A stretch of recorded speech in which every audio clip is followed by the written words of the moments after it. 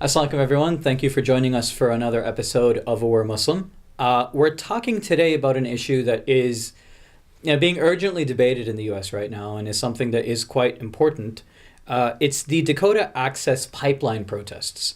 So as we know, they're trying to construct the Energy Transfer Partners Dakota Access Pipeline currently. It's going through North Dakota to southern Illinois. It's going to cover both the Missouri and the Mississippi rivers, and as well as like a part of Lake Oahe, I think it's pronounced.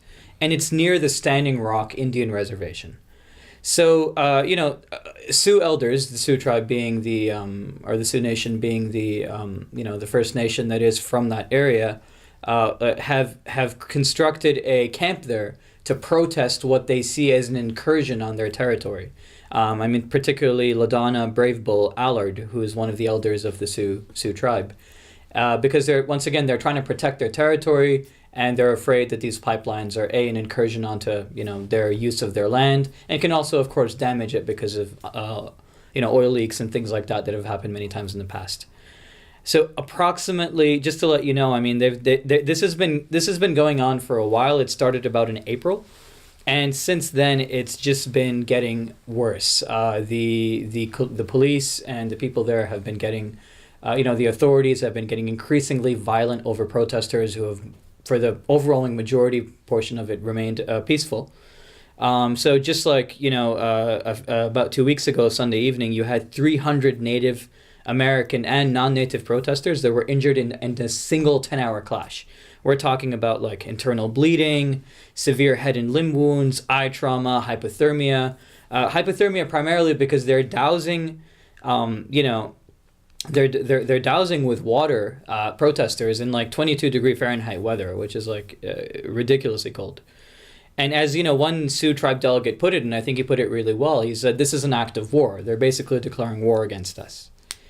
And this isn't the first time that this nation has been to war with, the settler state that has tried to deprive them of their land. The way the Dakota people even got to, North Dakota, they were originally somewhere, I believe, in Minnesota. And the way they got to Dakota was because, there were treaties that they'd signed with the settler tribes in Minnesota a long time ago, in 1862. And around 1862, the settlers had just basically, because they were trading with them, had decided not to pay them. And so the indigenous tribes were not being able to, feed themselves. They were not being able to, conduct commerce like they normally would. And so they became pretty upset. And some of the settler, leaders at the time were saying things like, let them eat grass. We don't care if they don't have food.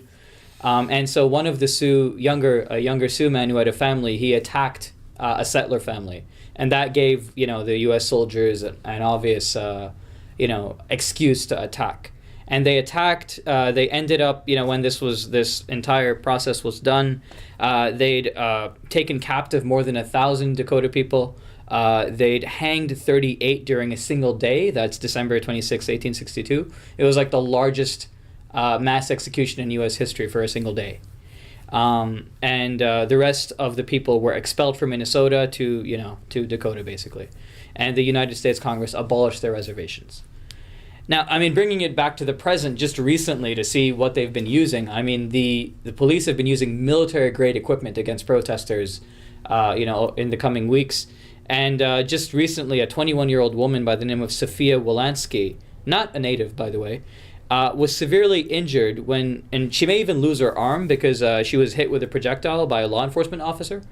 And so her father says that right now the best case scenario for her is to have 10 to 20% functionality in her arm, and for the pain to stop, because it's obviously hurting her currently. And so we're just waiting and seeing as to what happens with her. But you take something so violent and something so sinister, really. And it makes you wonder, why is it that the original inhabitants of North America are being treated with such disdain and with such anger and with such disregard for their basic rights? So what do you make of that, Malik? Well, I think first it's important to establish the actual history of what has happened with the natives, and to understand how violent actually the history is of the native people. I think most of us are familiar with the story of how natives were given blankets with smallpox, but what is important to understand with that is that there was actual genocidal intent with when they put the smallpox into the blankets. It was done with genocidal intent, and this is based on a letter written by America was still part of the British Empire, and it was Lord Geoffrey Amherst who said that we must extirpate this execrable race. That's a really fancy way to talk about genocide. Yeah, absolutely. And so that was kind of the idea of when they gave the blankets to the natives. That was the idea, was to get rid of them permanently. And it actually doesn't stop there. Based on the research I've done with Ward Churchill, a Native American professor at he was actually fired from Boulder, Colorado for being too controversial. But what he wrote in a book, it's called The Matter of Genocide. What he explains is that what in 17 or the early 1700s, if you killed a native man, you'd be paid £100 sterling. That's like that if you brought their scalp, they would basically pay you. That's correct, and it's actually a racist concept that the natives invented this practice. This practice actually goes back to the British when they used to deal with the Irish in when they were fighting the Irish, and they would actually cut off the heads of the Irish. And so this is actually a European practice and not a native practice, but maybe the natives did it in revenge. However, it's not something that originated from them. And actually, you would actually get £40 sterling for a woman and £20 sterling for a child. And just to give you an idea of the scale of how much is £100 sterling, because you might think that's $100, right? But it's not exactly $100. It's a New England farmer would make £25 sterling in a year. So this is 4 times the salary of a farmer just working all year. That's right. So it's pretty good motive. Yeah, absolutely. And so it tells you how entrenched this genocidal practice was there, where taxpayer dollars were actually paid to annihilate the natives, right, in America. And I think that the other important thing is when we look at this sort of violence that we see that's happening, of course, we've seen this before in the Muslim world, most recently in terms of the scale and devastation was obviously when America and the other nations invaded Iraq. As we talked about in a previous episode, that in a study done in 2014, 500,000 people were killed just in 115,000 roughly in terms of actual war casualties. But when you actually expand it out, there's 500,000 people lives that were lost because of the country being destroyed. But what's the connection there? So if you're like, what's the connection between the U.S. and how they're treated, the First Nations people in North America as opposed to how they treat people in Iraq? So actually it goes back to the British. It goes back to the British and their sort of global policy of empire building, right? So when they were, you have here in North America, you have the natives where they came and directly slaughtered and brutalized. However, when in the latter days of the Uthmani Khilafah, it was the British who were invading our countries, right? And when you look at the statement of Winston Churchill, you might confuse it with Hitler because he talked about using poison gas on uncivilized tribes, is that he was for using these kind of biological and chemical warfare on Muslims. And this is the Winston Churchill, the hero of World War II, the one we're supposed to praise for defeating Hitler or whatever. And it's an important point that when people commemorate World War II or consider this person a hero, they should realize that this person was like I said, if you have problems with white people using poison gas on ethnic minorities, then you should have a problem with not just Hitler but also with Winston Churchill. And he actually said, "I'm strongly in favor of using poison gas against uncivilized tribes," and this is within reference to the Muslims and the Kurds and Arabs in Iraq when they were rebelling in the 1920s.